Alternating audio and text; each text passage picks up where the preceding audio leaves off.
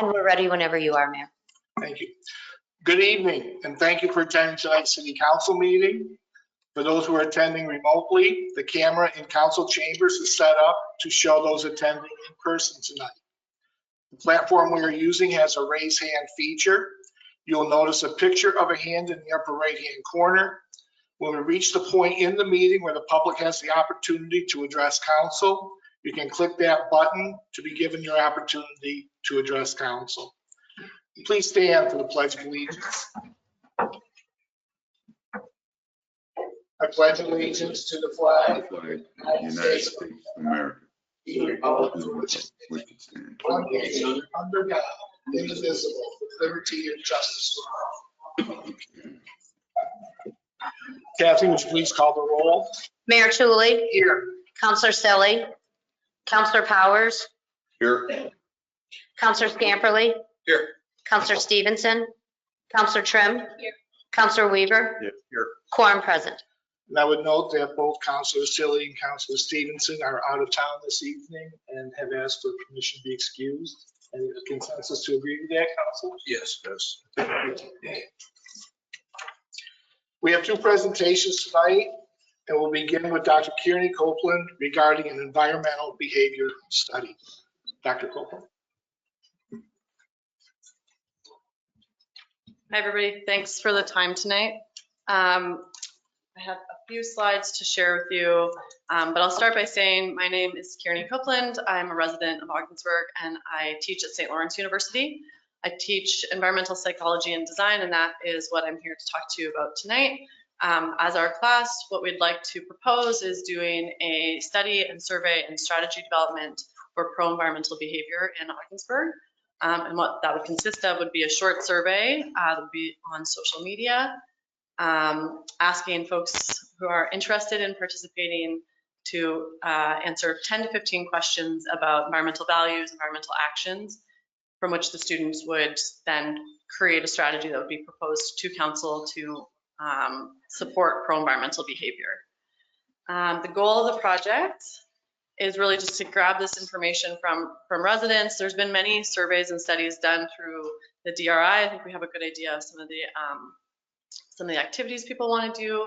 And this would really just be supporting the types of activities that people are already doing, like boating and fishing and accessing the waterfront, and then kind of suggesting ways that that might be through education or different activities supported by the city or by residents. So we would design strategies that we present to the city. The procedure will be a survey, so it would be shared via social media. It will be voluntary and anonymous, so there's nobody's names attached to the survey, and it would be open to residents of Ogdensburg that are over the age of 18. Should only take 5 to 10 minutes to complete, and it will be approved by the Research Ethics Board at St. Lawrence University prior to being disseminated. The analysis will be done by students. Again, they don't have any information about who's responding. They would only have information about, they'd look for themes and run from there, work with some strategies, and they would all have completed research ethics training. And so some of the examples may include thinking about some of the recreation and trails and wayfinding, education about different species within Ogdensburg, and potentially looking at waste and composting. And so really building off of things that people are already interested in doing, but creating a strategy that might support them. The outcome of this, as I mentioned, would be a report back to council. There is a QR code available. It's not, people are not able to submit their answers at the moment because we're still waiting comments from council and approval by council and from the Research Ethics Board at St. Lawrence. But this would be the code that would give you the examples of the questions that we'd be proposing to ask and that we are happy to receive feedback on and change. We haven't sent it to Research Ethics Board yet because we wanted your feedback before we did that. I've also included my email here, and so I'm happy to answer any questions or make any clarifications now, but if there's anything that you want to follow up with, my email is there. This is really exciting. I'm really thrilled to see this. Cool. Yeah, I think the collaboration between the university and the city is really exciting, and so hopefully we can move forward with this. Thank you. Excellent, thank you. I don't think any formal action is needed to council for the survey to proceed. No, not at all. Okay, and so there's still discussions going on, so the week hasn't been determined yet? Yeah, we will, we're waiting on the ethics approval and council approval, or, informal or formal approval to run it. So the plan would be probably March 10th. I think that would be around when we would run the survey for a week. Yeah, and I just wanted to make sure that council was aware that we were considering doing this, and if there were any objections on council, we could certainly review it or look at it from a different angle, but I didn't see any hold up or any issues, but just making sure council was aware of it and a good way to get this information out to the public. Yeah, no, I agree. I sense the council's support of the project. I'd be anxious to see the report that comes back from your students after they analyze the input. So Great. thank you for the presentation, Dr. Okay, thank you very much.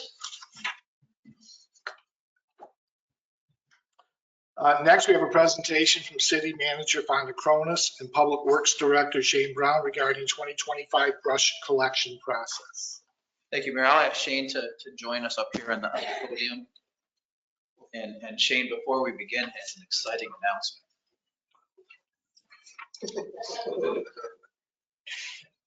Just want to introduce everybody to our new rec director, Harrison Word. We started a couple weeks ago. We're very happy to have Harrison on board, and we're setting up some pretty big expectations for him, so he just didn't know until just now. Welcome aboard, Harrison. Thanks. Okay, for those of you at home, we do have a presentation that you can grab from the handout section, and it's called 2025 Brush Collection Process. And so Shane and I are going to go over this a little bit. We can go to page 2. The brush policy at a glance won't change much from last year. Starting pickup is for spring, April 1st. That's when residents can place out their yard waste. DPW will start no later than May 1st on collection of spring pickup. And the last day to put out materials will be the second Sunday in May. So very similar to what we did in 2024. From the fall pickup, the second Sunday in October is when yard waste can be placed out between the road and the sidewalk. DPW collection will start no earlier than November 1st. And then the Sunday before Thanksgiving will be the last day for residents to put out materials. I want to be clear with council that we do not believe we have the staff to be able to do a midsummer pickup for 2025. I'll ask council to recall a decision that we made a few weeks back regarding East David Street and DPW doing the water portion of that project in-house. So there will not be any midsummer pickup. However, and I'll just skip through slides 3 and 4. I just put the dates on the calendar so if the public were to see this. What we have put together in place and proposed is opening the landfill up on Saturdays. I'll ask Shane to go over that a little bit. Yeah, starting in June, and on Saturdays in June, we'll have it open on the 2nd and 4th Saturdays from 8 to noon for residents to bring over. We did that last fall for the month of September, August, September. And I think we've seen about 20 residents come over and utilize it. So it did help some people with relief of not having the pickup the way it used to be. Shane, I'm sorry. No, you go ahead. So the first bullet up here, April 1st to December 1st, that's regular business hours during the day? Yes, which it'll be manned all the time. Okay. So like after like December 1st, April 1st, we don't man, but if somebody calls, we'll open it, but we just don't have somebody sitting there. Okay. And it's open from 8 to 3 those during the week. So we recognize that midsummer pickup, there could be a burden placed on residents. So we did want to offer something, and so that something is Saturday. So we can open it. People can drop off their refuse there.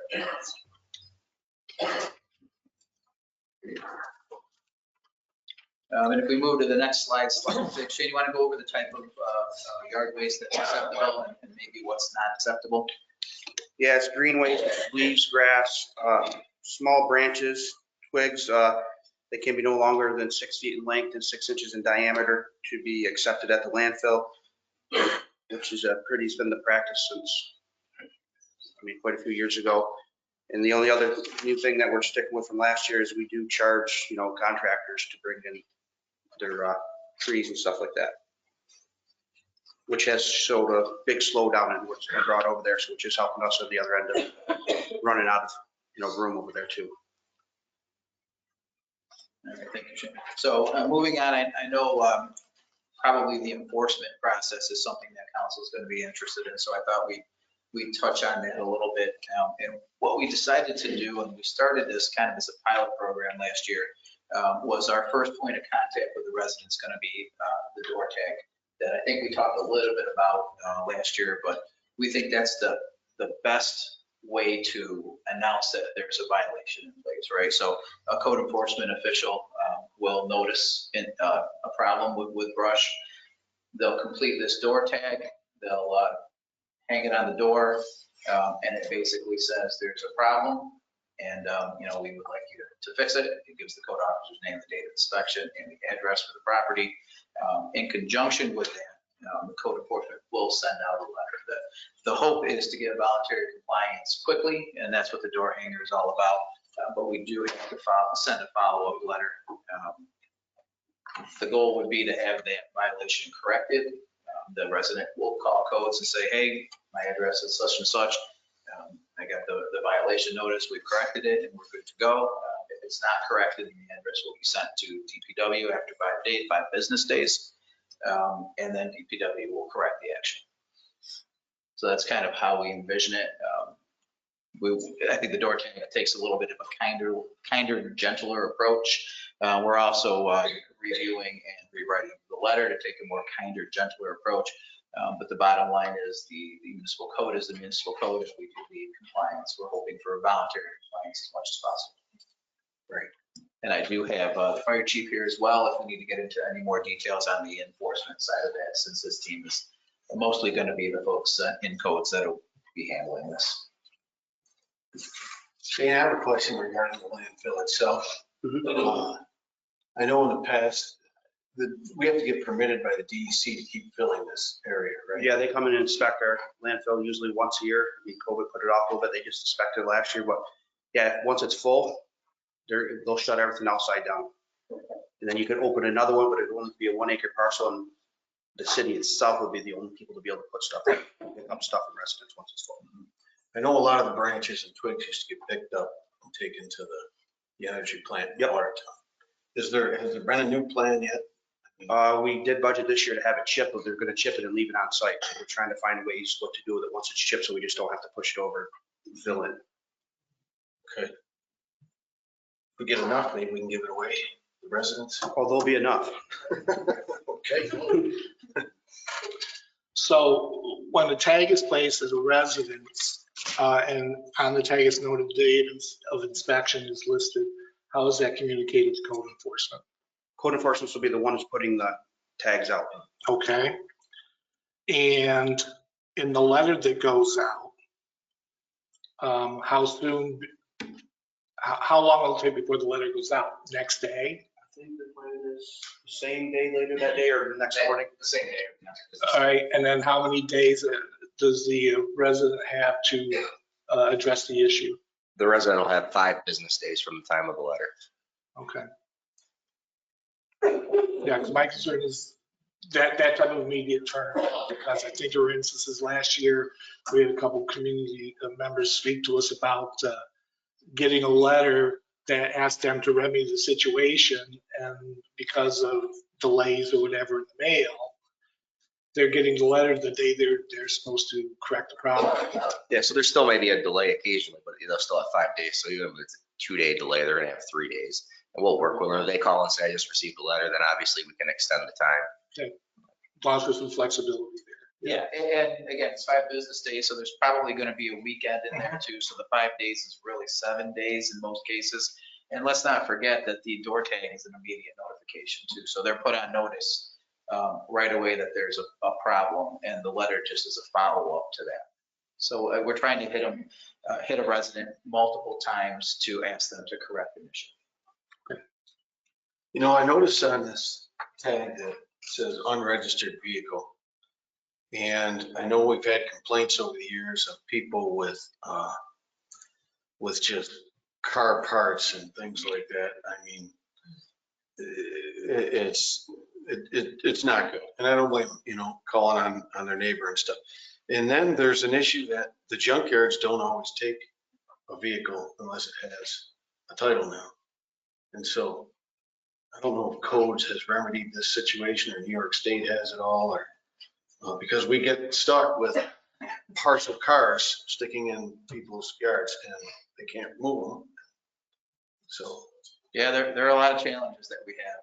You know, we're going to have to prioritize the tasks that we're going to want code enforcement to do. There's so much there now with the blight that's really starting to ravage portions of the city.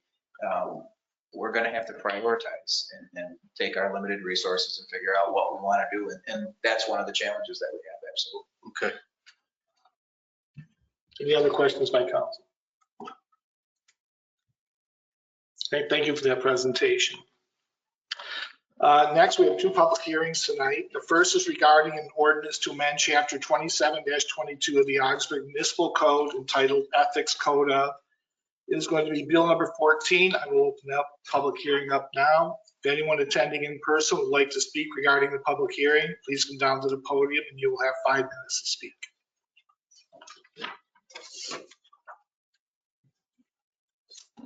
Now, if anyone attending remotely would like to speak regarding the public hearing, please use the raise hand feature in the upper right-hand corner of your screen and you will have 5 minutes to speak.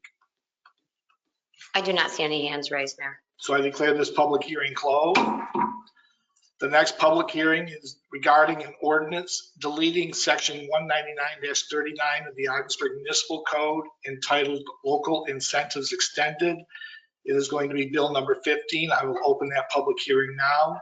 If anyone attending in person would like to speak regarding the public hearing, please come down to the podium and you will have 5 minutes to speak. Now, if anyone attending remotely would like to speak regarding the public hearing, please use the raise hand feature in the upper right-hand corner of your screen and you will have 5 minutes to speak. I do not see any hands raised now. So I declare the public hearing closed. That brings us to personal appearance. At this time, if anyone attending in person and would like to address council, please come down to the podium and you will have 5 minutes. Please understand, introduce yourself and understand that you are making comments to council. If we have any reaction to your comments, they'll be expressed later in the meeting under items for discussion.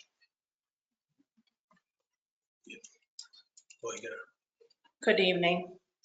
Tanya Snyder, Ogdensburg.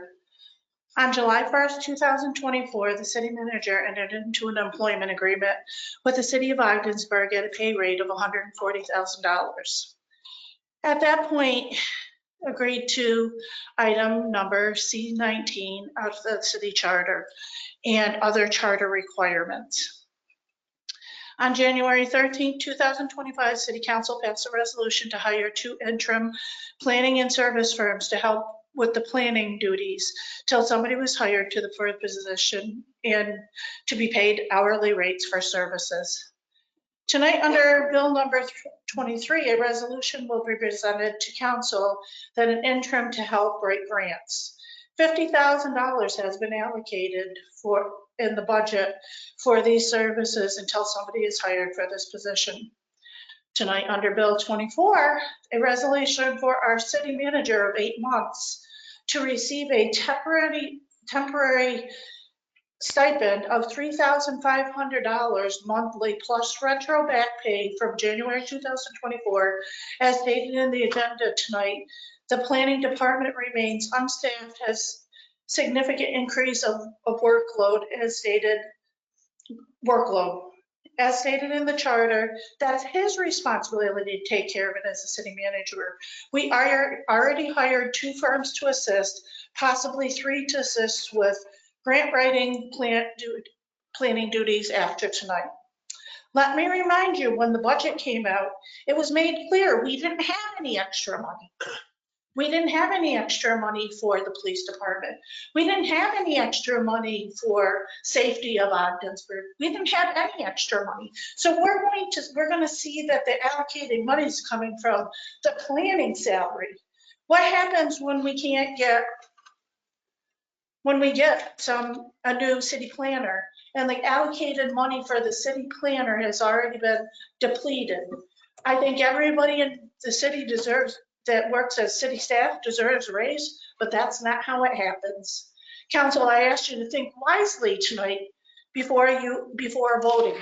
As a taxpayer, I do not agree with the city manager's request for a stipend for the rate of $3,500 monthly and possibly $42,000 yearly, when we could have had a police officer, 2 police officers, a dog, and you denied them. You sat here and listened to Mr. Kearns basically plead for that, and you never gave it to him.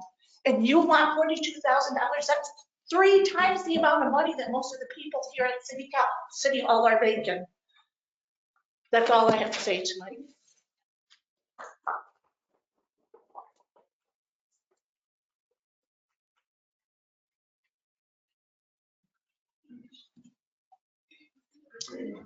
My name is Kevin Hammond. I am the advocate for the less fortunate members of our society, from mental illness to drug addiction to homelessness.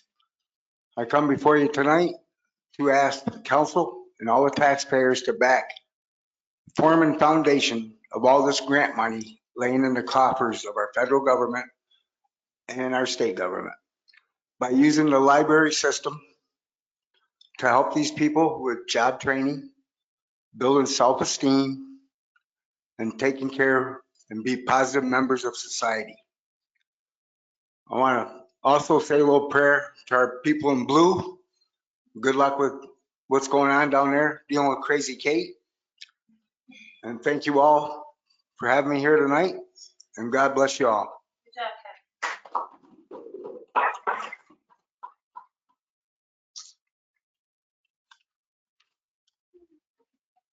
William Snyder. Good evening, council, mayor.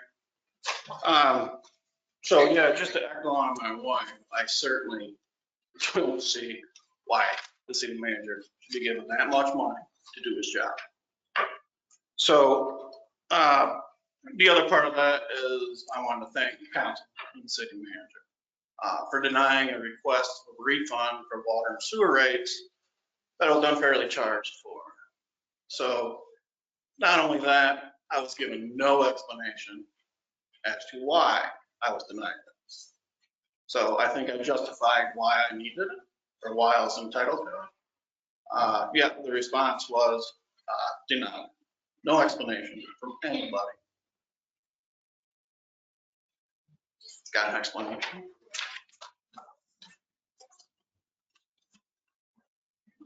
Now is not the time for us to respond. Okay.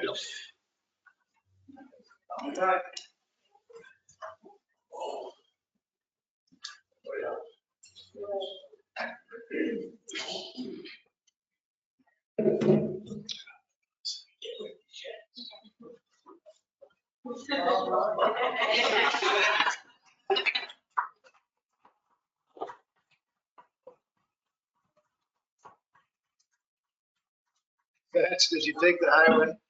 I took the highway. All right. Hello, if you don't know me, my name is Sad Sawyer. I wear many hats in this town. But tonight I come as a tired old prison guard. I'm tired. I'm out on the line all week, fighting for my brothers and sisters. We're standing up for what's right in this friggin' country. I'm sorry, this country of ours. I'm tired, people. I'm sorry. I'm emotional. A lot of you people know that all the roles I play in this town, know that I was an officer. But what most of you don't know was in 1995, I received the second highest honor an employee can receive in the Department of Corrections for performance in brave actions, just as our brothers and sisters are doing at the moment right now. And what a time that was. The pride that I had to wear this uniform and to work this job was just immeasurable. It was the proudest moment of proudest time of my life. In fact, I was so proud to wear this uniform, I stopped drinking coffee for fear of spilling coffee stains on my uniform.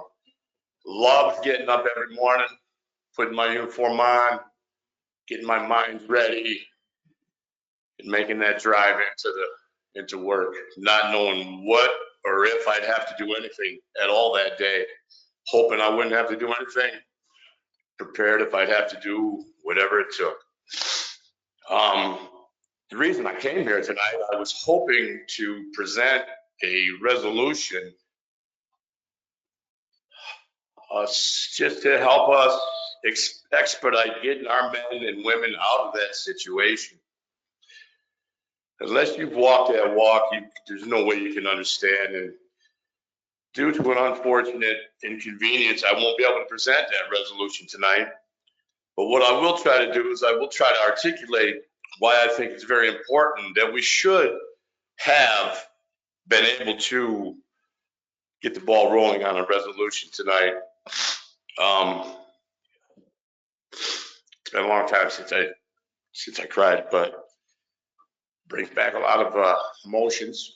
I know what our men and women are going through in there because I've been in similar situations, and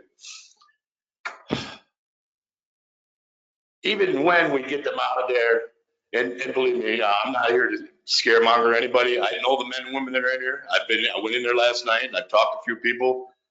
Those men and women that are in there can handle themselves, and they're going to handle themselves. They want us to hold the line, and they want to get through this thing. They finally want to conquer Goliath. This is our David moment. All right. So we need all the support we can get from anybody and everyone. Reach out to anyone and everyone that will even listen to you, and then ask them to reach out to 5 or 10 people of their own. The more that we get the word out, what is going on in our state, in our state penal system. I mean, I would have had the medal on tonight to show you, but honestly, I lost pride in the department many years ago. And I don't even know where that medal is now. When this department allowed us the tools that we needed to use to be able to do our job the way that our job needs to be done, it was such a proud department. The men and women that I worked for in this department were great people that cared about their employees. For some reason, we lost that over the years. It's not for me to decide when and where it was. But what is for me to decide is what the hell am I going to try to do about it? There would be no way to ever recruit and retain good quality people if we don't first restore the pride that people need to feel to be able to do a job like this. Is my time up? Please continue. Okay. It's all on pride. I worked a lot of years in the Department of Correction, and I studied it from the inside. I paid attention. I saw how it worked, and it's a three-legged stool based on respect. Back when I worked, all 3 of them legs received respect from each of the other 2. You know, one leg would get respect from the other 2. Those legs of the stool are the security, the administration, and the population. These things need to be able to swell and contract like when things heat up, man. We need to be able to let that heat pass through. So when I was working in what I will call when it was good, we had that respect from all 3 legs of that stool. At some point over the years, leaving politics out of it, we got soft. We got soft on crime. We said, oh, that's okay. Just don't do it the next time.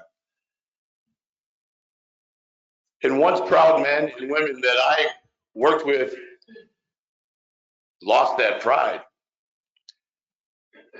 I don't even recommend this career to kids nowadays. And when kids do tell me, hey, coach, I'm going to the academy next week, my first initial thought, I'm so sorry for this young man or woman. So I don't know. I hope I'm not rambling on, but I've got brothers and sisters. Somebody asked me, why is this so important to you? Why are you on the line every day? And it's so important to me because those brothers and sisters inside, and I've been there, I know what they're going through. So when they do come out and I see the fear in their eyes and the scared in their eyes and I'm there for, whatever. I mean, there's not even anybody there to decompress these people.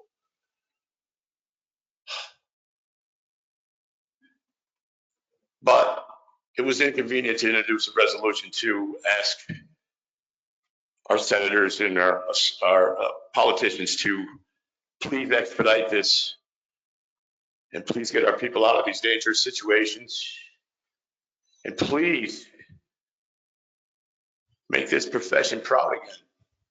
It's the only way this whole judicial system is going to survive in New York State is we can make this a job that people are going to want to have, are going to be proud to have, are going to be proud to perform.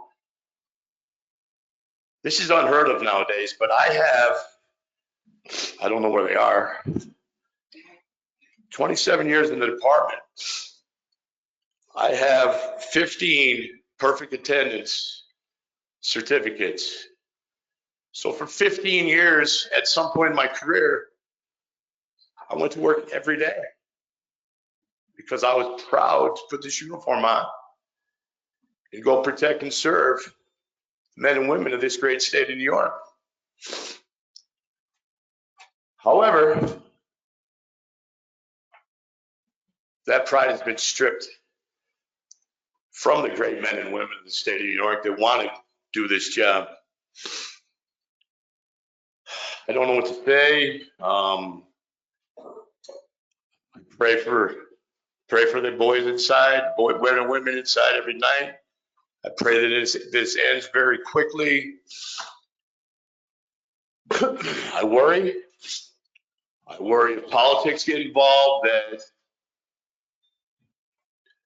somebody's going to die in this state in one of these facilities. And we could have done something about it a little sooner instead of waiting to voice our opinion as a town. I don't know. I don't know the answer, but I do know I'm going to try to get a couple minutes of sleep. This shit is racing through my mind every night, but I'm going to get my ass back up in the morning. I'm going to pull up my boots. I'm going to go back down on the line, and I'm going to support them men and women in any possible way I can. Because I know the dangers they're in. I know the necessity of getting this done faster, quickly. And I just don't know what else to add to this. Thank you for letting me try to articulate. But we need respect and we need pride. Those three legs of the stool in the last dozen years, I'll guess. I don't know the exact timeline, but it seems like to me, just in the last couple of weeks, trying to catch up with everything that's going on in the corrections world, that all three of them legs weren't receiving the same amount of respect. The administration, they were getting some respect and they were giving some to the population. But the security staff, they weren't getting the respect. And over so many years, over so much time, that leg on that stool snapped. You see what we have now, people. It's tipped over. The entire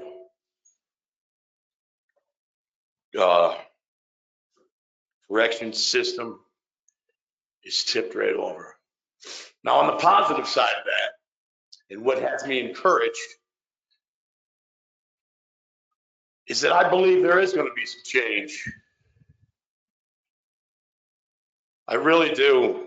I mean, I've been fighting for 27 years for safe conditions in these prisons.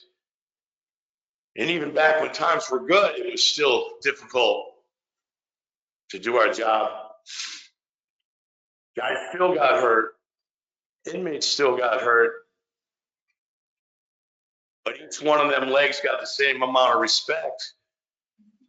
And the system just kept working.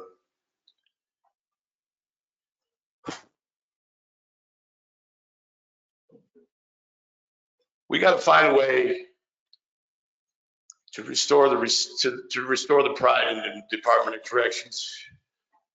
And one way to do that is start respecting these men and women the way they deserve it, the way they deserve to be respected.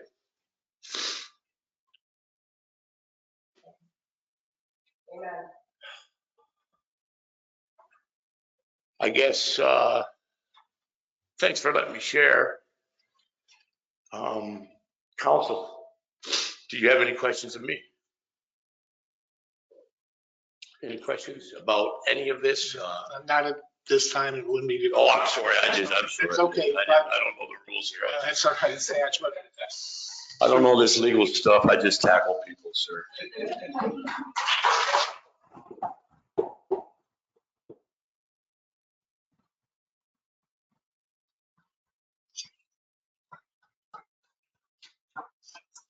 I will say, Satch, thank you for your comments and thank you for your service.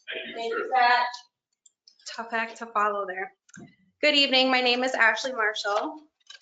My husband has been a correctional officer for almost 10 years.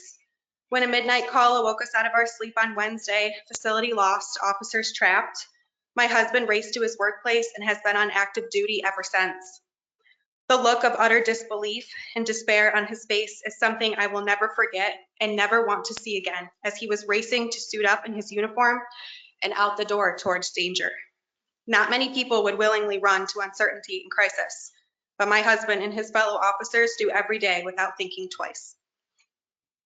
This is a time of dire change. A call is made by our men and women in blue for better working conditions, safety of all employees, and a shift in power back in our officers' favor. There is a very real possibility the doors to our local facility will be closed, never to be opened again. All of the correctional officers within our community will be jobless and robbed of their retirement, leading to many families relocating our area in search of work. I would like to call upon our city council members or anyone in this room to be the voice of the voiceless who are stuck inside. Reach out to local politicians, post on social media, and report to our news outlets the severity and facts of this situation. I pray all our men and women inside can return home safely to their anxiously awaiting families. I am proud of my husband and all of his fellow officers who stand up during a time of change and hold the line, anticipating our state to do the right thing and meet their demands. Thank you for your time and letting our voices be heard here tonight. Thank you.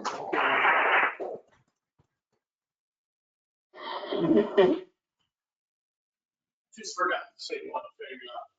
I've never been more proud of my life to wear this uniform than I am at this moment tonight with what those men and women are doing for us out there. Right? I'm sorry.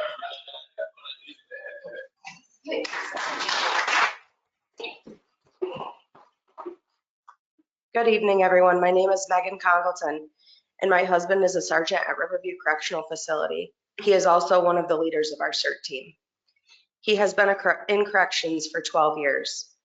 I stand before you tonight side by side with a few rogue wives of Riverview Correctional officers, Taylor Abar, Ashley Marshall, Brianna Backus, April Poole, and Lauren Ashlaw, as well as Andrea Lalone, as well as a few retired officers that are here tonight and their family members to request a conversation to be had regarding a resolution.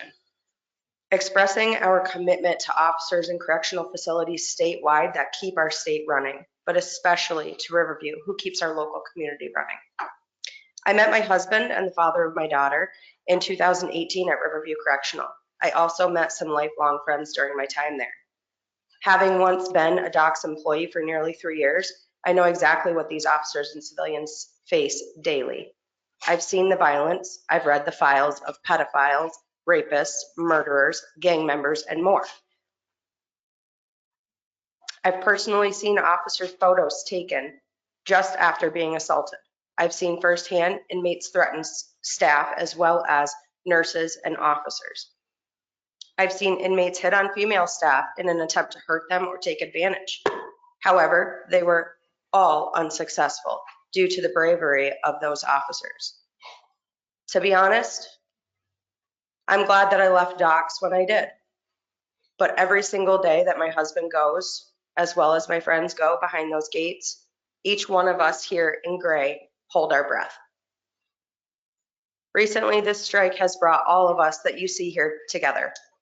Once we were strangers, now bonded by the tortures of not knowing what our husbands are facing, not knowing when they will be home, not knowing have they eaten, have they showered, have they slept, the traumas of being woken up violently by calls in the middle of the night that officers are potentially in danger, frantically packing bags, startled by fear when you hear the words, "We are activated." You know that that means until further notice, you're a single parent, you're alone, but not this time. This time we have extended family that you see behind me, as well as next to you. We are all family in this community and we are now bonded for life. In this last week, our community has gone above and beyond for our officers and civilian staff. I've witnessed firsthand how much people care.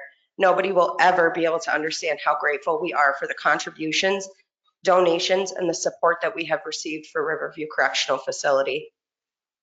This facility has kept our community running for a very long time. And it was time to give back to them.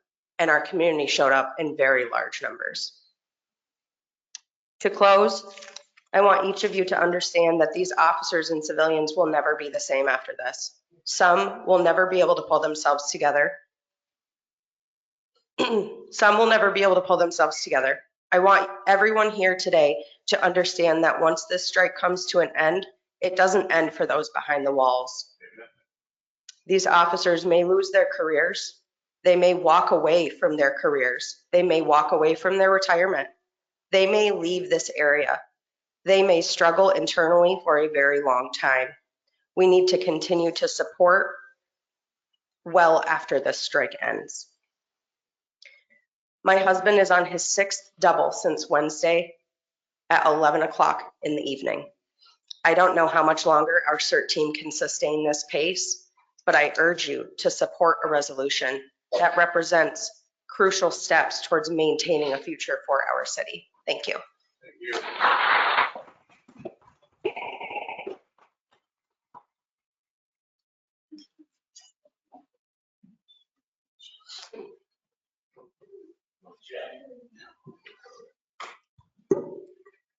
Hello, everyone. I am Taylor Abar. I am Joel Abar's wife. Joel is a sergeant at Riverview, and he is also one of the CERT leaders. Throughout the last week, many thoughts and emotions have gone through my mind. Others have spoken out to the public, but I couldn't quite find the words myself at the time. After watching my husband and his coworkers struggle for a week, coupled with how the governor and the commissioner have responded to those struggles, it is time that I no longer stay silent. Those that know Joel know he is one to undeniably be there for his family and his friends. He is always one to answer the call when someone needs help. As we lay in bed Wednesday night, he answered the call to help that will ultimately change his life forever. His friends and coworkers desperately needed him as they lost the dorms to the incarcerated. I begged him not to go. I asked why. Why are you going to put your life in danger over your job? And his response in true Joel fashion, this is more than a job. This is my family in there, and they are in serious danger. I cannot stand by and let this happen. As he called other members of the team, I could hear their wives in the background begging for them to stay too. After leaving the house, the remainder of the night went by with no word from Joel. Radio silence. Nothing but time and intrusive thoughts of my husband getting killed creeping in. It will be a night that haunts me forever. When I finally did get to see him just for a moment, he didn't even look like the bubbly man I know.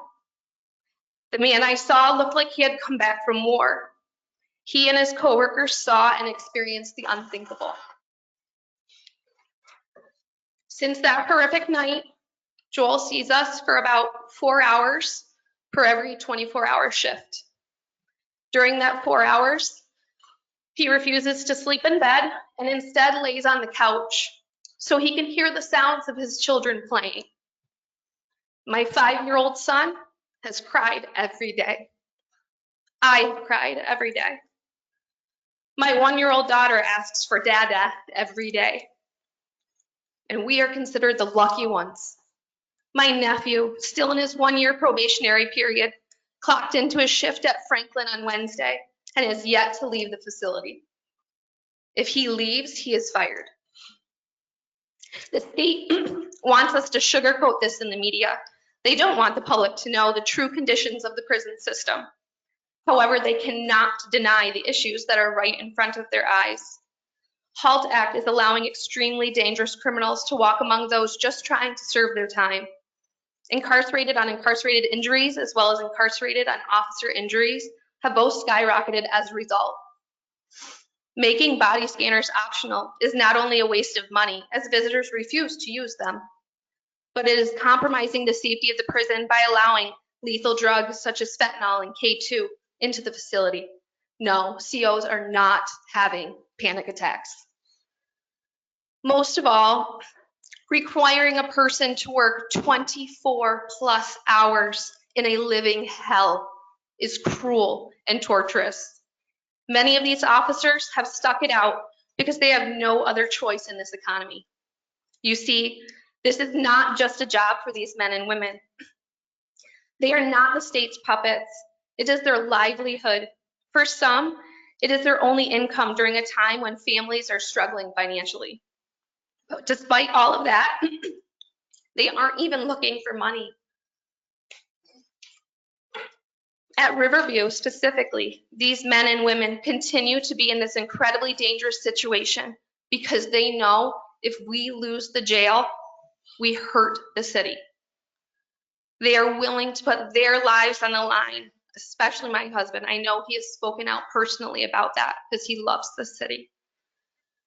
To save their families, their friends, and the livelihood of Ogdensburg. I ask all of you, not just City Council, to help them, help you, spread awareness, support the cause, stand in line with your fellow friends, family, coaches, etc., because they are risking their lives to save everything that we know. I thank you for giving me this opportunity, and I hope that this is one small thing that I can do for my husband, who is the most courageous person I know. Thank you.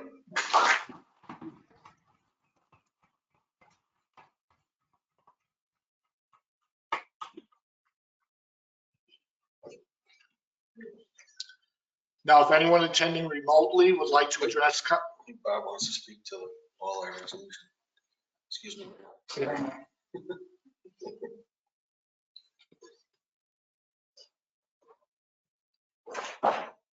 I'm Bob Flavin, live here in Ogdensburg. I own the house, same house for the last 51 years, even though the city very quickly raised my taxes from to, anyway. What I have is trivial compared to what these people are going through. I know what it's like. I was in Vietnam. That's another mess. Basically, in 1987, very few, if anybody, could catch a walleye out in the St. Lawrence River. The reason, I am not a biologist, straight up, I'm gonna tell you. I'm concerned sportsman. When they built the St. Lawrence Seaway Power Project back in the 50s, they put a dam across the river. Prior to that dam, 2 dams, we had a migration of fish from up the river to many places, Ogdensburg, Little Sucker, Big Sucker, Brandy Brook, places over in the Canadian side. That was shut down and stopped by the dam. I started the project for 3 things. I wanted my grandchildren to catch fish. I wanted the river to be stocked again. And I wanted the new record to come from the St. Lawrence River, and it did, all 3 of them. And the new state record was not by a couple ounces, it was by 1 pound and 2 ounces, and was caught right down here by Chimney Island through our St. Lawrence Valley Sportsman's Club project.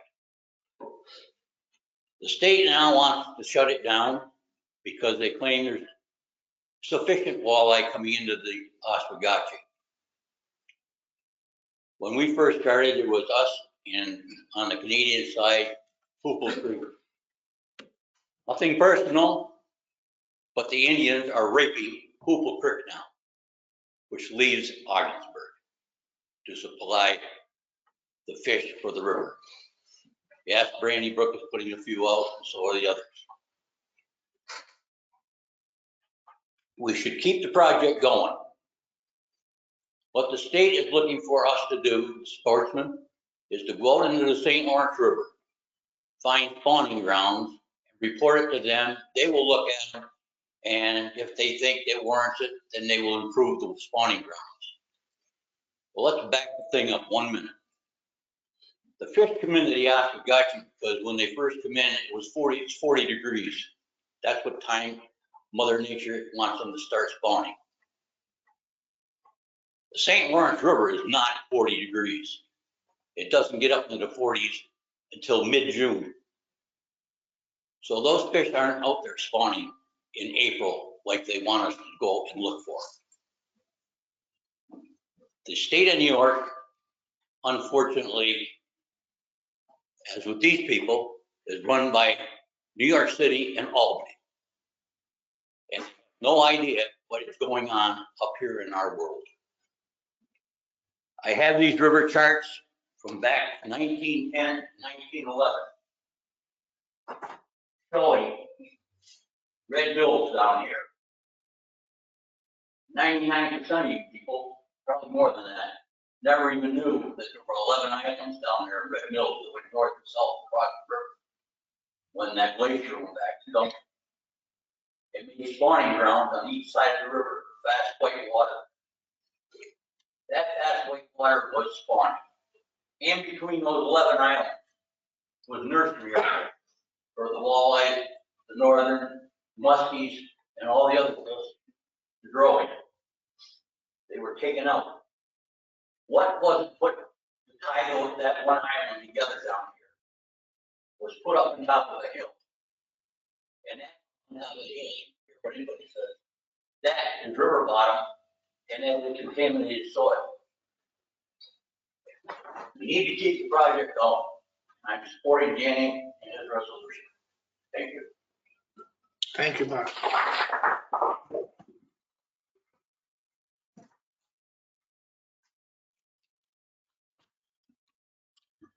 Now, if anyone attending remotely would like to address council, please use the raised hand feature. The city clerk will recognize and unmute one person at a time, and you will have 5 minutes. I do not see any hands raised, Mayor. So that brings us to correspondence. Do we have any correspondence this evening, Karen? We do not. Next, we have our consent agenda.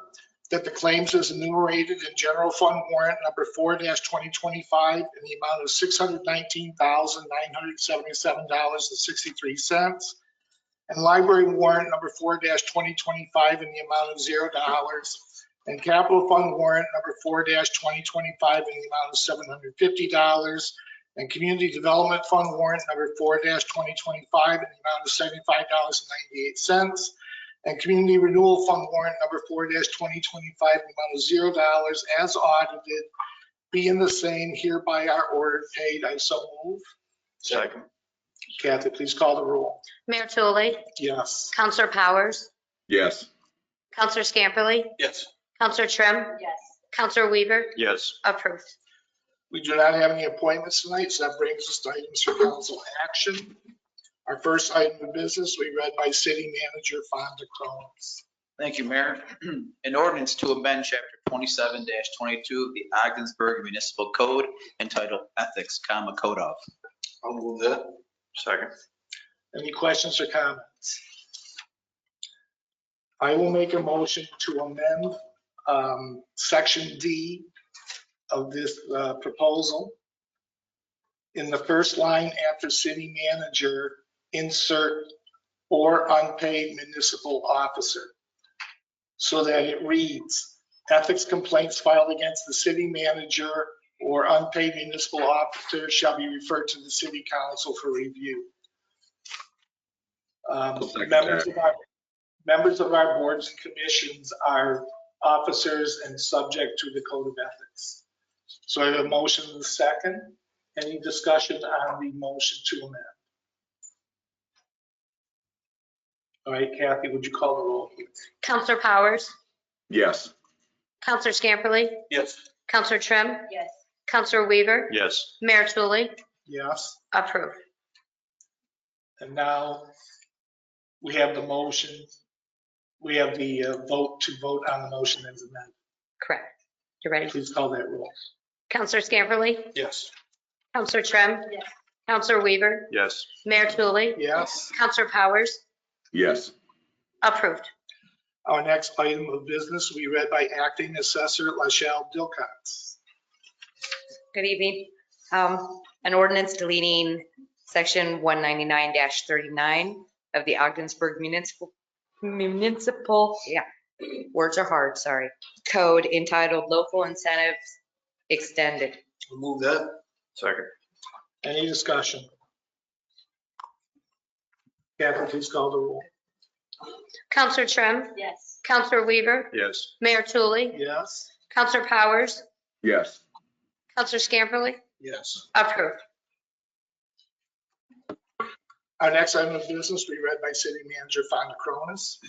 A resolution authorizing the city manager to enter into a professional services agreement to assist the Planning and Development Office with grant writing services with strategic development specialists. I'll move that. Second. Questions or comments? I'll just note that this is terms of a one-year agreement, monthly flat fee of $5,000 plus reimbursable expenses. I would note in the literature shared with council that one of the clients of Strategic Development Specialists is the Ogdensburg Bridge and Port Authority. Strategic has worked with them since 2013, and during that time period, they have assisted OBPA in achieving $50 million of grants. So they have other clients as well, obviously, and we're confident they will be a strong supportive service for us. Kathy? Mayor, can I ask a question? This is to, we can make up for the work that Andrea was doing, right, in terms of grant writing? A portion of her work, yes. Kathy, please call the roll. Counselor Weaver, Yes. Mayor Tulley, Yes. Counselor Powers, Yes. Counselor Scamperly, Yes. Counselor Trim, Yes. approved. Our next item of business will be read by City Controller Angela Gray, and due to the nature of the proposed action, I will ask that this be read in its entirety. Good evening. This is a resolution authorizing temporary remunerations for additional duties assigned to certain department heads. Whereas the City of Ogdensburg Director of Planning and Development resigned their position effective December 1st, 2024, creating a significant supervisory and operational gap. And whereas this vacancy necessitates a temporary redistribution of responsibilities to ensure continuity of city operations. And whereas the City Council is committed to maximizing taxpayer resources through strategic realignments of duties while maintaining efficient service delivery. And whereas the City Manager has presented a plan to reallocate budgeted planning resources, including the temporary reassignment of tasks, responsibilities, and supervisory oversight to current department heads. And whereas the City Council recognizes that assuming these additional duties warrants fair temporary compensation, and whereas such additional payments previously referred to as stipends are more accurately described as temporary remunerations. Now therefore be it resolved that the City Council of the City of Ogdensburg authorizes the following temporary remunerations payable retroactively from January 1, 2025 and subject to annual review. Number 1, DPW Director Shane Brown shall receive a temporary remuneration of $7,500 in 2025 for assuming additional oversight of city recreation, a responsibility beyond his original scope of work. Number 2, Fire Chief Ken Stull should receive a temporary remuneration of $7,500. Let me repeat that, $7,500 in 2025 for taking on the supervision of code enforcement, which exceeds his original job responsibilities. City Manager, number 3, City Manager Fonda Cronus shall receive a temporary remuneration of $3,500 per month while the planning department remains unstaffed, reflecting the significant increase in workload previously managed by the Department Director of Planning and Development.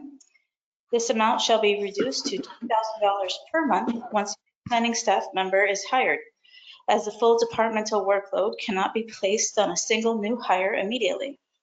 This expense will be paid using the appropriations in the AA.8020.110 budget line. Be it further resolved that these remunerations are temporary in nature and should not be considered permanent compensation. And be it further resolved that these temporary remunerations shall be reevaluated annually as part of the budget process to determine continued necessity. And be it further resolved that the City Manager is authorized to make the following budget modifications to support these temporary remunerations. An increase to the rec administration salary line of $7,500, an increase of the rec administration social security line of $575, an increase to the code salary line of $7,500, an increase to code salary social security of $575, a reduction in the planning salary of $15,000, and a reduction in the planning social security line of $1,150. Thank you, Ed. Questions or comments from council? I'll make the following observations. As noted in the presentation at our last meeting from the City Manager with regards to the plan for planning, and recognizing the number of additional job responsibilities placed on the Director of Planning, Andrea Smith, before she resigned her position for other work. Reorganization in the department is needed so that it can be efficient. And in the meantime, until we can properly staff that department, it's recognized that some of the work is being distributed among 3 different employees, for which City Council believes that the additional stipends in the resolution are warranted and responsible. As noted in the presentation at our last meeting, even in making these changes, that the estimated expense for the Department of Planning this year will be $18,300 less than budgeted. So it is not something that's going to put us over budget in that department. Anyone else a comment or question? Kathy, please call the roll. Thank you. Mayor Tulley? Yes. Counselor Powers? Yes. Counselor Scamperly? Yes. Counselor Trim? Yes. Counselor Weaver? Yes. Approved. Counselor Scamperly will introduce the next resolution.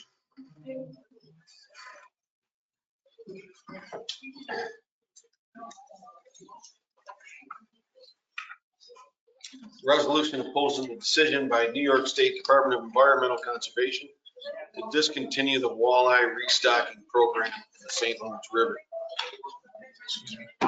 We can have order, please. Thank you. Go ahead, Counsel. Whereas the construction of the St. Lawrence Seaway in the 1950s had negative adverse effects upon spawning areas for walleye, resulting in diminished walleye population in the St. Lawrence River. And whereas the St. Lawrence Valley Sportsman's Club, in partnership with New York State Department of Environmental Conservation, began restocking walleye in 1987. Whereas the walleye population in the St. Lawrence River has steadily improved since the 1980s due to restocking and habitat enhancements. Whereas walleye fishing along the St. Lawrence River has been an economic driver for St. Lawrence County, the city of Ogdensburg, and other river communities. And whereas the Department of Environmental Conservation now proposes ending restocking in favor of a habitat-focused management approach to support a self-sustaining walleye population, which could take many years to complete. And whereas despite the scientific data supporting the stability of the current walleye population, the removal of the restocking program could risk the loss of a balanced and sustainable fishery for future generations. Now therefore be it resolved that the Ogdensburg City Council supports the walleye restocking program and opposes the decision by New York State Department of Environmental Conservation to discontinue the program in the St. Lawrence River. Be it further resolved that the Ogdensburg City Council urges the Department of Environmental Conservation to reconsider this decision and to explore additional data and community input before making any irreversible changes to the restocking program, ensuring that the future of the walleye fishery is secure for generations to come. And be it further resolved that a certified copy of this resolution be forwarded to Governor Kathy Hochul, Assemblyman Scott Gray, Senator Mark Walczak, Assemblyman Ken Blankenbush, Senator Dan Steck, Interim Commissioner of the New York State Department of Environmental Conservation, Sean Marr, and Region 6 Director of New York State Department of Environmental Conservation, Randall Young. I so move. Second. Any discussion? Dr. Conrad, on this? You know, I just watched the work that people like Bob Flavin, Hank Bouchard, Jerry Lincoln have done over the years. The Denny's and others that I haven't even mentioned. The St. Lawrence Valley Sportsman's Club, it's phenomenal to have watched the walleye population increase the way it has. And when I was a kid, graduating from high school around 87, you couldn't catch a walleye. Didn't even think about it. There was just no such thing. And we were bass fishermen, perch, and that was about it. And you know, and you listen to the stories of the old timers. This town was like the walleye capital of the world. And I think they brought it back to the point. I know Fonda, I don't think you've been here opening the walleye season yet, have you? No. Well, when you are this year, you watch every boat launch in the area, it's full. And the reason it's full is because these people have brought back the walleye population. And if the DEC were to actually create walleye hunting grounds in front of us today, maybe they would be onto something and we wouldn't have to keep restocking. But I honestly don't believe we'll see anything like that for, who knows, maybe decades. And it's, most people are indicating that the walleye population is just going to diminish again almost immediately if we don't keep restocking. And so that would be a shame. It would be a shame for our kids or grandchildren who have never had the chance to see and enjoy the sport fishing. You know, it's an economic driver for the city of Ogdensburg. Like I said, you'll see the marina's full and the river is loaded with boats, the boat launches, the hotels, the Lisbon Beach area, all up and down the river. I think people in the St. Lawrence Valley Sportsman's Club recreated the walleye fishing capital of the world here. And I hate to see it just go away. And that's why I wanted to put this out here. I know Messina has a copy. The county has already passed a resolution, and hopefully we can get some more towns and villages. Thank you, Dan. Thank you. Any other comments, questions? Yeah, I would just echo that, this has been important for our sportsmen, important for our local economy since this restocking began in 1987. And to walk away from it now, I think would be an injustice to our community. So I strongly support this resolution. I appreciate Councilor Scamperly bringing it to our attention. Kathy, please call the roll. Counselor Powers, Absolutely. Counselor Scamperly, Yes. Counselor Trim, Yes. Counselor Weaver, Definitely. Mayor Tulley, Yes. approved. That brings us to old business. Does anyone have any old business tonight? That brings us to new business. Does anyone have any new business tonight?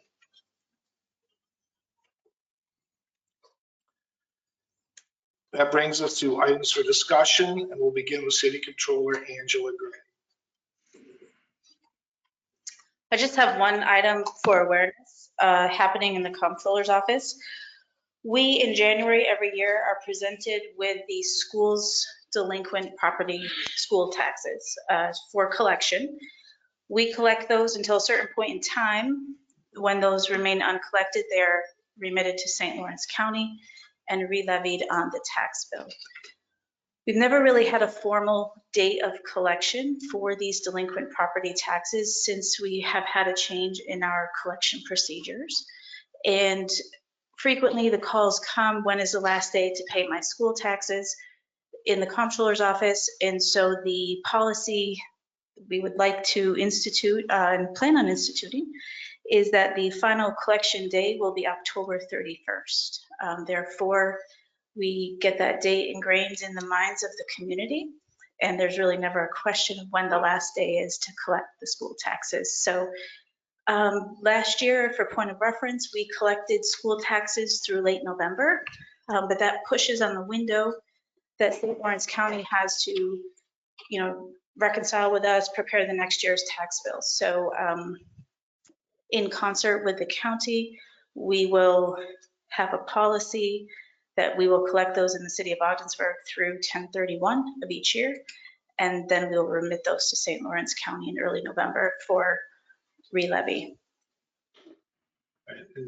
Just so there's no confusion, we're talking about unpaid taxes from prior years, so that when the school sends out its tax bill for the current year in September, those payments to the school district are not subject to this October 31 date. That is correct, yes. Just want to make that clear to the public so there's no panic that people who like to pay in installments in September, June, December, whatever, still have that opportunity for the 25-26 school tax bill. That is correct. Any questions or comments? Thank you for sharing that policy. My pleasure. Any other items for discussion? I'd just like to touch on the prison situation quickly. I stood at the prison educating myself the last few days, and it was quite remarkable. I'm sure Councilor Powers can attest to some of the things that happen inside, but these are, they said it tonight. They gave the story. I watched people walk out of there with tears in their eyes. Grown men, literally very, very shaken up. And I heard the stories. I didn't understand the issues until I stood there and listened for several hours. And these folks came here tonight. They do want some action. And I know that they're not here, but I feel the need to address it. They wanted a resolution, as they stated. And, I want them to know that we wholeheartedly support the cause of creating a safer environment in those prisons. And it's of course up to the state and their negotiations to do that, bring that about. And although I was prepared to bring a resolution to the table, I think it's better to wait. And we know that the four of us sit on the prison task force, the county prison task force. They've asked us to kind of hold out a little bit, and maybe we could work together and stronger as a broader, larger community when we push to help create a safer environment and hopefully not lose a prison in our county anymore, or even the North Country. So I just want them to know that I feel for what they're going through, what they have gone through, and they are family. We are one big family in this city, and it's amazing to see the community support, the restaurants bringing these people food, and supporting the cause again for prison safety, not only for the guards, but for the population, for the civilian staff, and the families that can hopefully always see their husbands and their wives come home at night. So I stand by them all the way, and we will move forward trying to resolve the issue with them. Thank you, Dan. Anyone else on council? Mayor, if I can,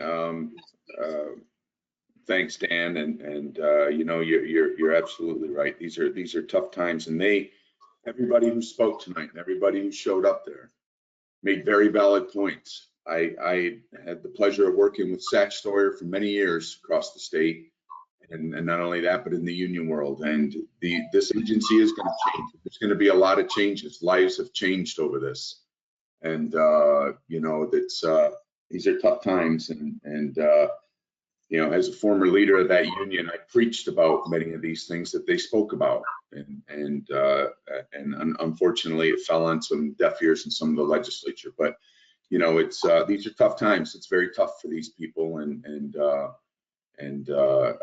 you know, I know that there's mediation sessions happening in the state that'll be looking to fix this issue, and hopefully it's remedied fast, and some of the lives get back on track here. Thank you. Thank you, Mike. I'd like to offer the following. A meeting of the St. Lawrence County, New York State Correctional Facilities Task Force is expected to be scheduled soon. As Councilor Scampley noted, he, Councilor Powers, City Manager Fauna Cronus, and I serve on this task force.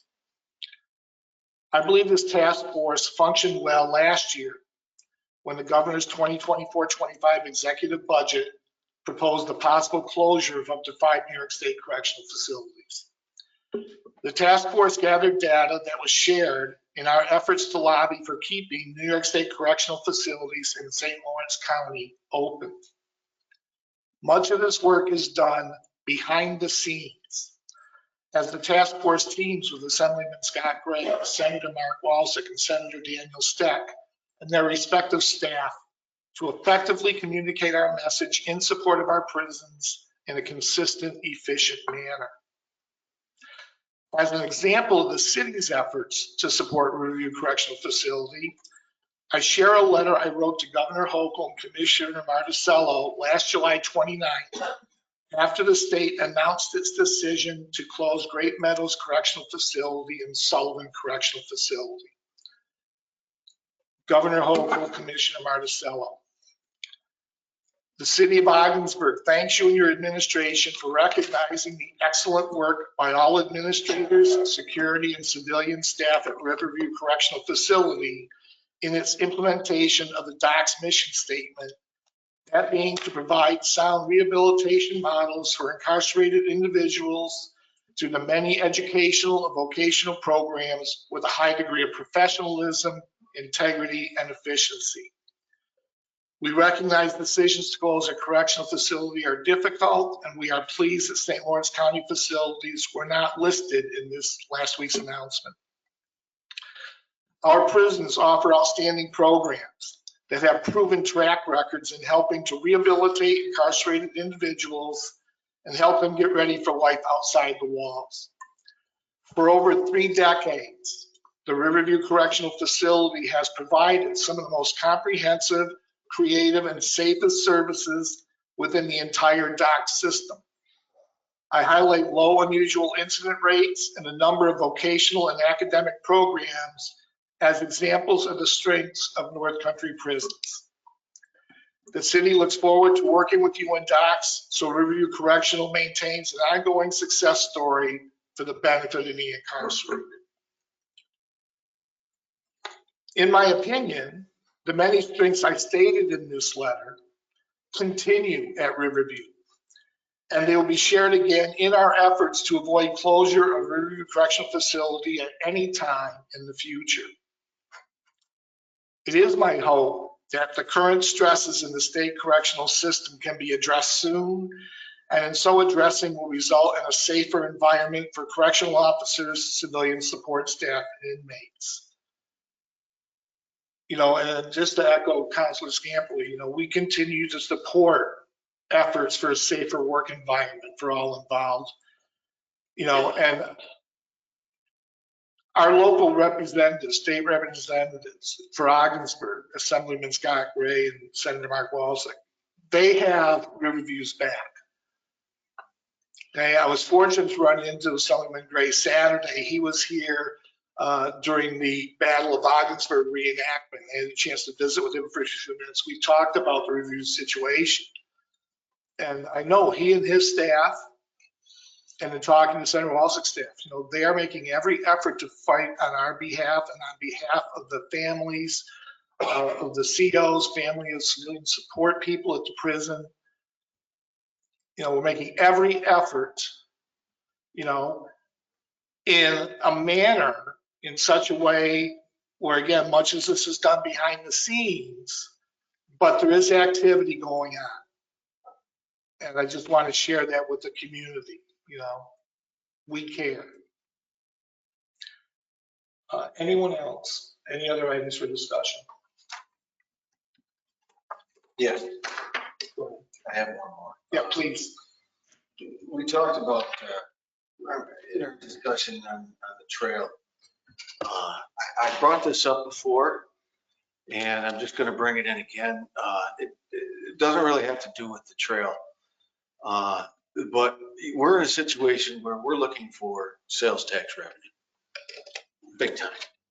And I'm a snowmobiler, and you know, this is a good year for snowmobiling. And I'm watching snowmobilers go right by the city of Ogdensburg, and they're going to Black Lake, they're going to Heuvelton, they're going to Briar Hill, they're going to everywhere around us, and they're spending their money. And I've asked for this before, and I've discussed it with Shane, possible routes in and out of the city that would be safe. But I think during the winter time, why not capitalize, if we can, on the winter sport of snowmobiling somehow, some way. And you know, we can talk about different routes. I don't think the trail is the right route by any means, but there's definitely room for it. I've had bed and breakfasts last time I brought it up in Ogdensburg. I think we had 4 or 5, and a couple of them wrote me a letter strongly supporting some more winter activity. You know, these people, they spend a lot of money. And they come and they go to restaurants, they eat, they go to the next place. They make an adventure of it. And Ogdensburg should capitalize it rather than watch them ride by. We touch on the trail system on both sides of town. And I think we can make a way, like all the other towns do. Little trail, the snowmobilers are very good about staying where they are policed to stay.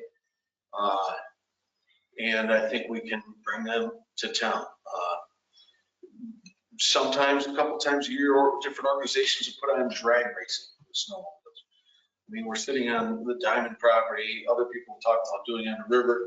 I think property that we have that's vacant, maybe even if we brought them this Bridget Port Authority, our partners could work with us there, and allow different groups to sponsor something like that. But again, bringing revenue to Ogdensburg, let vendors get out there and accommodate folks if we had an event like that or several events throughout the winter. I think it'd be good for Ogdensburg. We should consider. It's obviously too late this year, but if we could come up with a plan for next year, protecting any roadways, there's a coating that Shane and I have talked about it, put down the crossings and things like that the other towns all use. But I think it's not a huge source. It's certainly not a silver bullet, but it's just another way to try and collect some sales tax money from the city. And so I'd like council to consider that. We'll be talking about it more. I'm totally, my dad used to put us all in a sled and pull us and all through these towns and stop and have hot turkey sandwiches at the local diners. Yeah, I agree. It's such a big business now. I mean, I could show you pictures on my phone.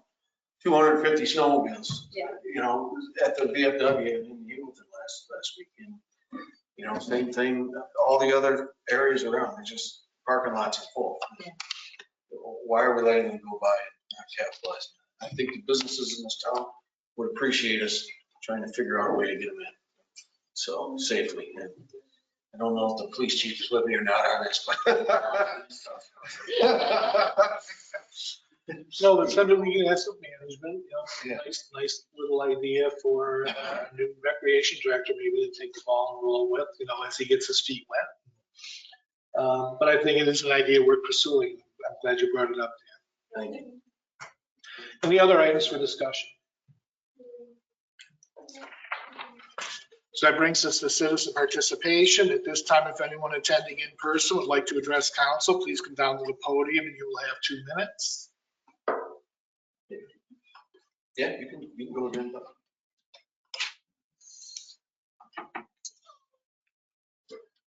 Again, I'm Bob Clavin. Danny, years ago, I brought it up. They were in the railroad tracks out all the way to DeKalb Junction. That should have been made a snowmobile trail for us and Hewlett and Rensselaer Falls and all over through there. Those, you're right. People go all over. My daughter and her significant other used to take off from Lisbon area. And they went Cranberry Lake, Honest Gadoo. Yeah. You're right. And it's a black eye for the city for not doing it way back then. And we know there's money out there. Fix that railroad bridge. I don't know what's been holding it up. But I believe Andrew had over $80,000 to do that work. 2.4 million. Huh? It's, yeah. There's a lot of things that the city of Ogdensburg could do to make a difference. Thank you, Bob. And they trip over dollars instead of picking up on the nickels. Now, if anyone attending remotely would like to address council, please use the raise hand feature. The city clerk will recognize and unmute one person at a time, and you will have 2 minutes.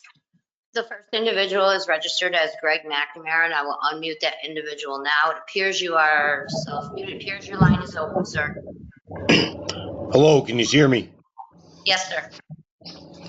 Hi, I'm just calling in. I'd like for the gates at the end of Madison Avenue that go down to the former Diamond property that have been open the last 8 years I've lived down here to be opened back up. They've been closed a couple of times since I've been here, pretty briefly. I don't know why, but the city decided to not maintain the road, and someone told me it had to do with safety issues and that. It's way more of a safety issue not having that maintained and having them gates locked. Kids go down there anyways, they climb the fence. It doesn't make any sense. If someone needed to get rescued down there, that road's the only way to get down there. Not only that, but a lot of people in this neighborhood enjoy that, and people from all over the city.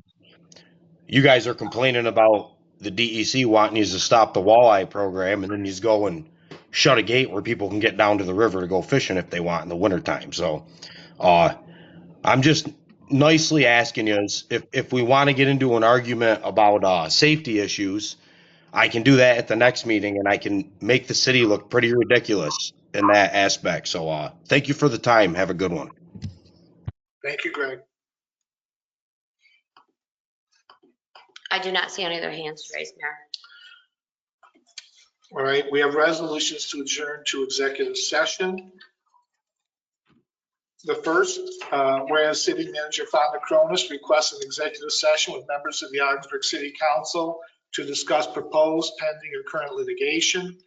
And whereas New York State Open Meetings Law permits City Council to adjourn to executive session for such purpose, now therefore be it resolved that City Council adjourn to executive session to discuss proposed, pending, or current litigation. Be it further resolved that any action resulting from this executive session shall be taken in open session. I so move. Second. Kathy, please call the roll. Counselor Scamperly? Yes. Counselor Trim? Oh, sorry. Forgot about that. Sorry. Counselor Trim? Yes. Counselor Weaver? Yes. Mayor Tulley? Yes. Counselor Powers? Yes. Approved. Resolution to adjourn to executive session, whereas City Manager Fonda Cronus requests an executive session with members of the Augsburg City Council to discuss matters leading to the appointment, employment, promotion, demotion, discipline, suspension, dismissal, or removal of a particular person or corporation. And whereas New York State Open Meetings Law permits City Council to adjourn to executive session for such purpose, now therefore be it resolved that City Council adjourn to executive session to discuss matters leading to the appointment, employment, promotion, demotion, discipline, suspension, dismissal, or removal of a particular person or corporation. Be it further resolved that any action resulting from this executive session shall be taken in open session. I so move. Second. Kathy, please call the roll. Counselor Trim? Yes. Counselor Weaver? Yes. Mayor Tulley? Yes. Counselor Powers? Yes. Counselor Scamperly? Yes. Approved. And a resolution to adjourn to executive session, whereas City Manager Fonda Cronus requests an executive session with members of the Augsburg City Council to discuss matters which will imperil the public safety if disclosed. And whereas New York State Open Meetings Law permits City Council to adjourn to executive session for such purpose, now therefore be it resolved that City Council adjourn to executive session to discuss matters which will imperil the public safety if disclosed. And be it further resolved that any action resulting from this executive session shall be taken in open session. I so move. Second. Kathy, please call the roll. Counselor Weaver? Yes. Mayor Tulley? Yes. Counselor Powers? Yes. Counselor Scamperly? Yes. Counselor Trim? Yes. Approved. All right, and with regards to this executive session, City Council will be inviting Police Chief Kearns to join us. All three executive sessions, City Manager Fonda Cronus is invited to join us. And it is possible the council may be taking action subsequent to the executive sessions. Do any of you guys need something signed? Yeah. I can sign them. We get all- Yeah, if you want to go in. Sir, just so you're aware, I am muting Counselor Powers because he did not. Okay. Do you want the Sure, he's microphone left. still on?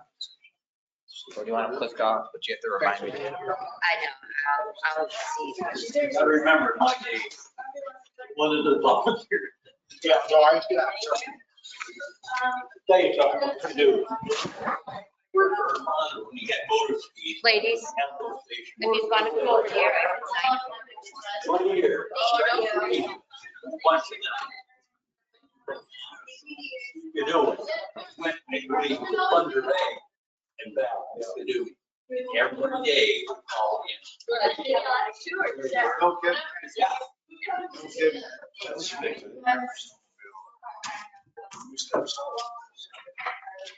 Yep. That's pretty wicked. No, probably wasn't even born then. No, you weren't. It was before I bought my house, when my girl was before her mother bought her, I think, months after I did. Listen, thanks for coming. No, that was good. We want people here making this money. That's good. Yes, Jared, I worked for your father a long time ago when he had the gas station. Oh, wow, that is a lot. And motor speed. My dad? I know. How do you know? Motor speed. You can leave them out all day long, and at 10 o'clock at night, I had to start looking for him back in the garage. Oh, At 9 no. o'clock, I just- I'll have to tell him about this. Oh, he knows. Yeah, he's still hanging in there. Oh, yeah. Playing in the snow, even at 96. Thanks for coming and sharing tonight, sir. Not a problem. I would like to take a look at your maps if you don't mind. You may. Thank you. They are. Like this. This is. Oh, I Upside down. Here's Ogdensburg. Of course, there's nothing between here and Morristown except for that Joel. That's Island. The reason why the Ogdensburg Prescott Bridge goes like this, because it was built on that shelf. Okay, all right. This is the old shipping channel. Went down through there, and then down through here. It was only 45 feet wide. And it was only, I want to say 17 feet deep. I see a ship, if you go out, we used to go out on the river, of course, you know, most of the time. Where's Lisbon Beach, is There's a ship right down there, right there. Yes, so cool. What they did, they cut right down, they cut Chimney Island off. Right. This whole shoal. You went right down through, cut this island off. All these islands. Yeah. Dumped in between them. Yeah. And like I say, they made the man-made hill down here. Yeah. This continues on. Oh, Here is, all right. So that was just kind of down. these are the last, Okay, all right. here's the last of the island. There's those three. Oh, okay. And there's this, then there's Lotus. Fraser Shoal is over here. There's the starch factory. Okay, yep. But again, there's the old shipping canal down to Iroquois. Oh. Okay, so yeah. And the river only drops a foot. Oh, geez. That's all it does from here to there. But because they put the dam in, the control dam there at Iroquois, they had to go around and build a new. Here is Ogden Island down in Waddington. Okay. There's a bridge you used to go out there for the farmers to get their milk back. Oh, all right. Ton of farms out there. Yep, I've seen the cows out there. And most of these islands are either underwater or gone. Yeah. But these are 1910. Wow. Wow. So yeah, that's pretty interesting. I never knew that about the getting rid of those. I was one of those people that didn't know about those islands that are gone. So I'm like, huh. There's only one island that wasn't touched, and that's this one right here at Bennington. Huh. Just leave the little guy alone. Just leave the little guy alone. But yeah. My whole thing was I wanted my grandchildren to catch walleye, as I did with my grandfather. That's right. And all 4 grandchildren have got one. Nice. That's awesome. That's My granddaughter, she and I were down here in a Fraser Shoal, and she caught a nice 22-inch walleye. whoa. And it was just happened to be in the middle of one of those big baskets down the water and see the body there. This guy was in there jigging for a bass. Anybody can catch a bass, takes a fisherman to catch a walleye and she held it up like this.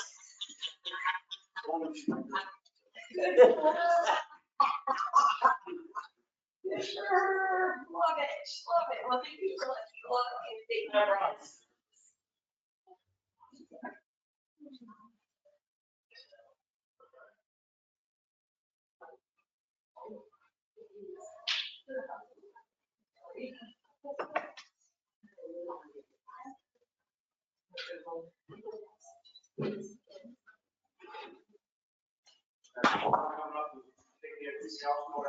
Listen, I want you to know, I heard that before this morning. Couldn't figure out, so I had to go and look. The guy was a subster, not the straight behind him. You want to dump it into the truck. There was very little notice from the snow. Why? Very comfortable. Notice, but I'm surprised it didn't take all that stuff. The other side is very boring. I don't know why it's happening. Oh, you want to call me the meeting tomorrow? I'll see the rest of you at the meeting. Hey, later.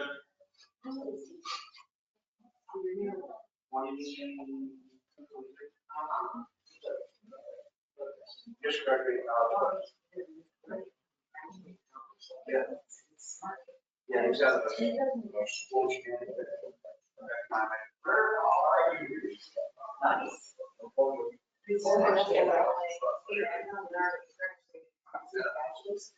Yep. Jeez. All right, I'm out. My bedtime called me. Yeah.